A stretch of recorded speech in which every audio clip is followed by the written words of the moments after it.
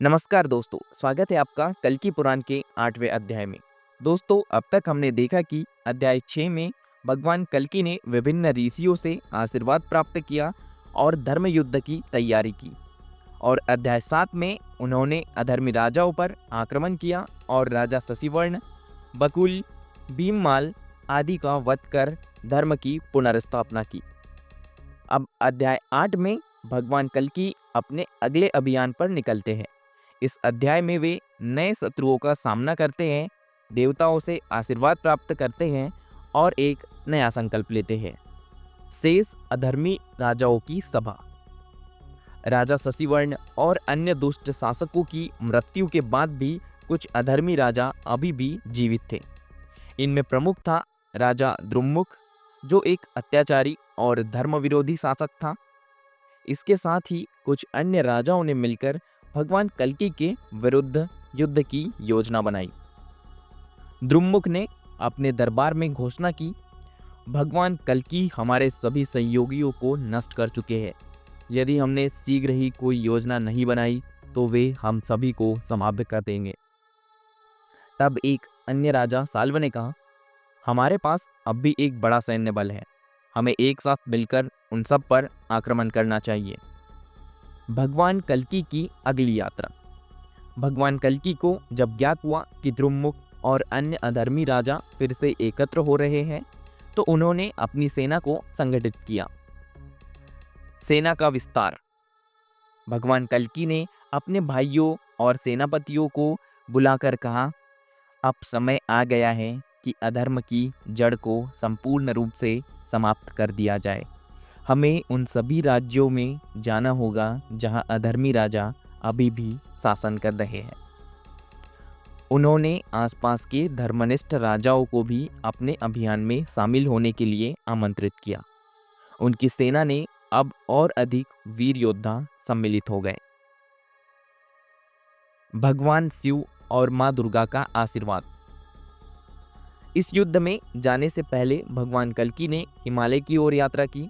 वहां उन्होंने भगवान शिव और मां दुर्गा की घोर तपस्या की। भगवान शिव प्रसन्न होकर प्रकट हुए और बोले, हे कल्कि, अब समय आ गया है कि तुम अधर्म को समाप्त करो। यह दिव्य त्रिशूल लो, यह तुम्हारी रक्षा करेगा। इसके बाद मां दुर्गा ने भी प्रकट होकर कहा, हे धर्म रक्षक, यह चंडी शक्ति लो। यह शक्ति तुम्हें अपराजेय बनाएगी और सभी दुष्टों का नाश करेंगी। भगवान कल्कि ने उनके आशीर्वाद को स्वीकार किया और संकल्प लिया, अब कोई भी अधर्मी पृथ्वी पर जीवित नहीं रहेगा। अधर्मी राजाओं पर आक्रमण। भगवान कल्कि अपनी सेना लेकर अधर्मी राजाओं के राज्यों की ओर बढ़े।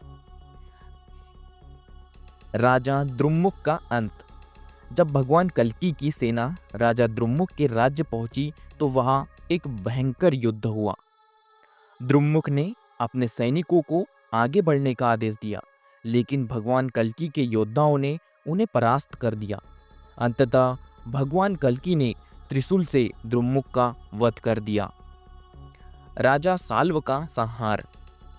साल्व के पास एक मायावी शक्ति थी जिससे वह छिप सकता था, लेकिन भगवान कल्कि ने चंडी शक्ति का प्रयोग करके उसे खोज लिया और उसका अंत कर दिया। अन्य छोटे छोटे अधर्मी शासकों का नाश। भगवान कल्कि ने अन्य छोटे अधर्मी राज्यों पर भी विजय प्राप्त की। इस युद्ध के बाद संपूर्ण पृथ्वी से अधर्म का नाश हो गया। सतयुग की घोषणा। जब अधर्मियों का नाश हो गया तो भगवान कल्कि ने एक महत्वपूर्ण घोषणा की। उन्होंने कहा, अब संपूर्ण पृथ्वी पर केवल सत्य, धर्म और न्याय का शासन होगा। उन्होंने सभी धर्मनिष्ठ राजाओं को उनके राज्यों की सत्ता सौंप दी। ऋषियों और ब्राह्मणों ने यज्ञ किए और सतयुग की स्थापना की घोषणा की। दोस्तों, इस पूरे अध्याय 8 का सारांश क्या है? शेष अधर्मी राजाओं की योजना। राजा द्रुम्मुख और अन्य शासकों ने भगवान कल्कि के विरुद्ध युद्ध की योजना बनाई।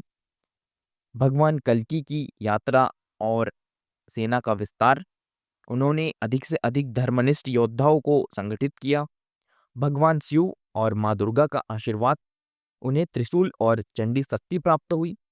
अधर्मी राजाओं का संहार, राजा द्रुमुख, शाल्व और अन्य अत्याचारी शासकों का वध हुआ। सतयुग की घोषणा, धर्म की पुनर्स्थापना के साथ एक नए युग का आरंभ हुआ। दोस्तों, इस पूरे अध्याय का निष्कर्ष क्या निकलता है? यह अध्याय हमें सिखाता है कि अधर्म और अत्याचार का अंत निश्चित है, चाहे वह कितना भी शक्तिशाली क्यों न हो। सत्य और धर्म की रक्षा के लिए ईश्वर स्वयं अवतरित होते हैं। जब धर्म का पतन होता है, तब केवल शक्ति की नहीं, बल्कि ईश्वरीय कृपा की भी आवश्यकता होती है। अब आगे क्या होगा दोस्तों? अब जब अधर्म का नाश हो चुका है, तो आगे क्या होगा? भगवान कल्कि का अंतिम कार्य क्या होगा? क्या कलयुग का अंत आ चुका है? तो दोस्तों, इन सभी प्रश्नों का उत्तर अध्याय 9 में मिलेगा। दोस्तों, आज के लिए बस इतना ही। ये था आज का एक अध्याय। अगर यह अध्याय आपको अच्छा लगा हो, यह वीडियो आपको अच्छा लगा हो, तो वीडियो को लाइक करें, चैनल को सब्सक्राइब जरूर करें, ताकि आगे के और अध्याय आपको मिल सके। मिलते हैं इसी के साथ अगले वीडियो में। तब तक के लिए धन्यवाद।